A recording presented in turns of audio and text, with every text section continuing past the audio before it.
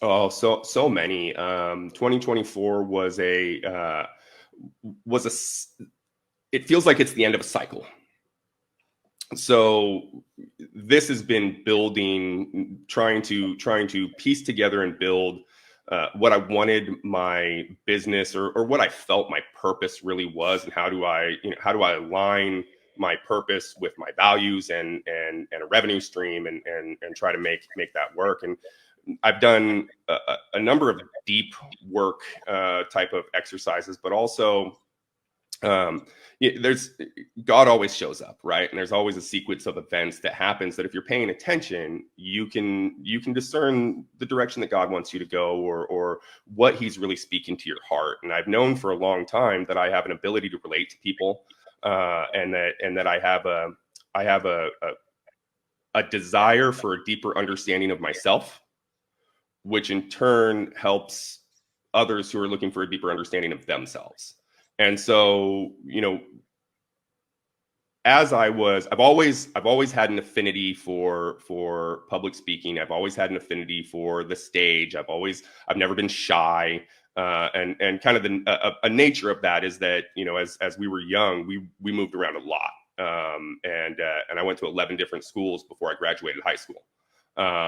And so, I was regularly the new kid. There was a couple of schools that I went to, 2 years in a row, or I had gone to a school in a local town, and we had moved down to Florida. And when we came back, I went to that school again. So there was some history there. But regardless of that, I was always the new kid. And so I've been very comfortable in my own skin of making friends easily, interacting with others, trying to understand kind of the nuances of the human condition, and then throughout the course of life, you try to hone in, what does that mean?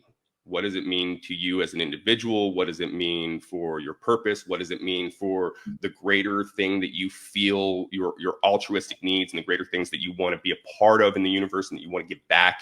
And of course, how do you decide whether it is something that you care deeply enough to try and make money on, or whether it's a hobby? And both are very healthy and good things. So what my path has led me to over this time, and I'm sorry, I lost you guys on the video. No, we're here. We're here. We're Okay. Just went to single screen, so I wasn't sure if we had a link issue or something like that. But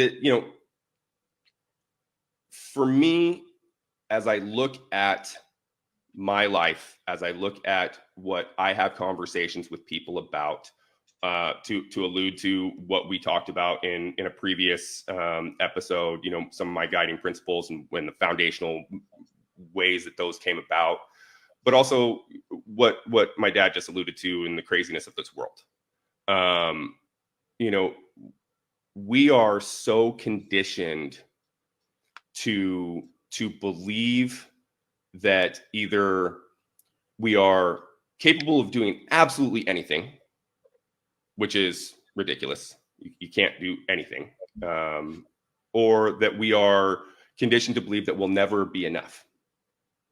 And so for me, the two things that are the most important to me in how I present is that if I have to be resilient, because life is going to require us to be resilient, that I recognize that in that resilience is strengths, opportunities, and lessons for me. And if I'm willing, then the other thing that is the most important to me is my authenticity. And so with my business and what I've really been driving towards is, how do I help others recognize that there are resilience practices that they can use that aren't focusing on the negatives or what is wrong, but is focusing on your strengths to help you achieve the growth that you're looking for, that is towards your purpose, and to help you become your most authentic self.